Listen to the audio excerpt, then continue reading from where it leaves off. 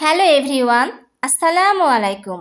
আমি আমার আরেকটা নিউ ভিডিও নিয়ে চলে আসলাম তোমাদের সাথে শেয়ার করার জন্য। চলো দেখা যাক আজকের ভিডিওটি। দুপুরে খাওয়া দাওয়া শেষ করে ঘুমাইছিলাম। ঘুম থেকে উঠে একটু রেস্ট করে চলে গিয়েছিলাম টেলার্সে। আমার একটা বৈশাখের ড্রেস তৈরি করতে দেয়া ছিল, সেটা নেয়ার জন্য।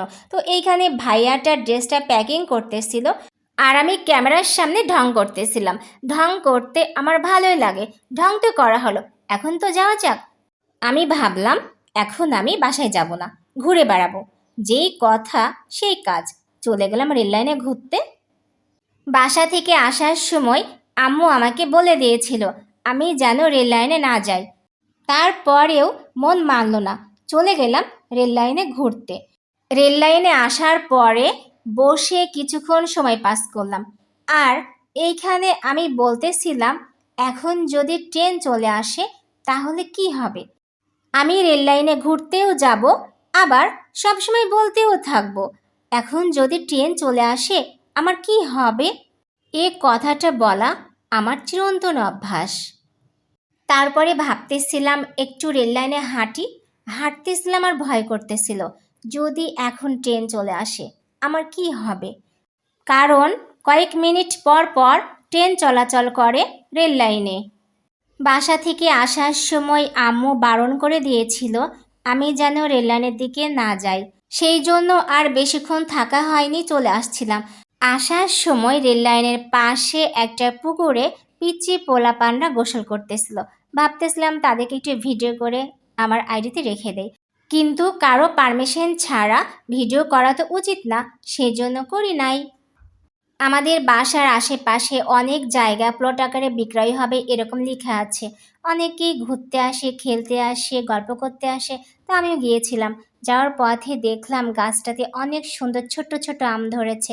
অবশ্য আমাদের রাজশাহীতে আমের জন্য বিখ্যাত, তারপর ওইভাবে আম আমার চোখে পড়েনি। যে কয়টা গাছ আমি দেখছি প্রায় গাছে আমগুলো একদম ছোট ছোট। আমি হাত দিয়ে দেখাচ্ছিলাম যে আমগুলা এখনো বড় হয়ে ওঠেনি। তারপরে ওই জায়গাটায় চলে আসলাম। আসার পরে ক্যামেরায় ফেসবুক ফ্রেন্ডদেরকে দেখাচ্ছিলাম দেখো আমি কি সুন্দর একটা প্রকৃতির মাঝে ঘুরতে চলে আসছি ফ্রাইডে, এগুলো বলতেছিলাম। পাশে একটা আপু ছিল, তার পিচ্চি ছিল, আমাকে দেখে হাসতেছিল। তো পিচ্চির সাথে আমি কথা বলতেছিলাম এবং হাসতেছিলাম। তারপরে পিচ্চিকে সাথে নিয়ে আমি ওইদিকে যাচ্ছিলাম আর তোমাদেরকে বলতেছিলাম এই দেখো এই জমিগুলা প্লট আকারে বিক্রয় হবে। এই জায়গাটা আমি তোমাদেরকে আরও ভালো করে দেখাচ্ছিলাম। ওইদিকে অনেকে খেলা করতেছিল, মাদ্রাসার পিচ্চি পোলাপানরাও খেলা করতেছিল, অনেক আঙ্কেলরা মাছ মারতেছিল। এসব দৃশ্য দেখার জন্য যাইতেছিলাম। বসার জন্য এই সুন্দর জায়গাটা ছিল। তো এইখানে কিছু পিচ্চি পোলাপানদেরকে নিয়ে আমি বসে পড়লাম এবং তাদের সাথে জমজমাট গল্প করতেছিলাম। এরপরে সন্ধ্যা হয়ে গেল, সবাই চলে যাচ্ছিল বাসায়, আমিও বাসায় চলে আসতেছিলাম। পিছন থেকে এক আন্টি ডাকতেছিল, তার কথা শুনতে গিয়ে আমি পড়ে গিয়েছিলাম। আন্টির কথাটা ছিল তোমরা তো চেন্নাই থেকে এসছো, এর মধ্যে কি আর যাবা, তাহলে মেডিসিন আনতে দিতাম। আব্বু এবার মানুষের জন্য 1.5 লাখ টাকার মেডিসিনই নিয়ে আসছে, অনেকে আনতে দিয়েছিল। পড়ে গিয়েছিলাম, আন্টি উঠাই দিয়েছিল। কিছুক্ষণ আসার পরে আমি ব্যথার জন্য আবার বসে পড়ি, উঠতেই পারতেছিলাম না। কষ্ট করে উঠে পা খুঁড়ায় খুঁড়ায় চলে আসতেছিলাম। পথে আঙ্কেল আন্টিরা পায়ে বরফ পানি এগুলা দিয়ে দিতে চাচ্ছিল, আমি শুনি নাই। আমার একটা ফোন চার্জারের প্রয়োজন ছিল, একটা চার্জার নিয়েই বাসায় চলে আসছি। বাসায় আসার পরে আব্বু আম্মু পা ফুলে গেছে দেখে বলতেছে পা ভেঙে গেছে।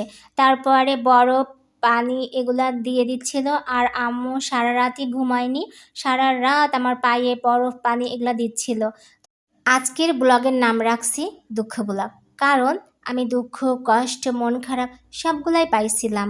আজকে আমার ভিডিওটা এই পর্যন্তই। সবাই ভালো থেকো, সুস্থ থেকো, বাই, টেক কেয়ার।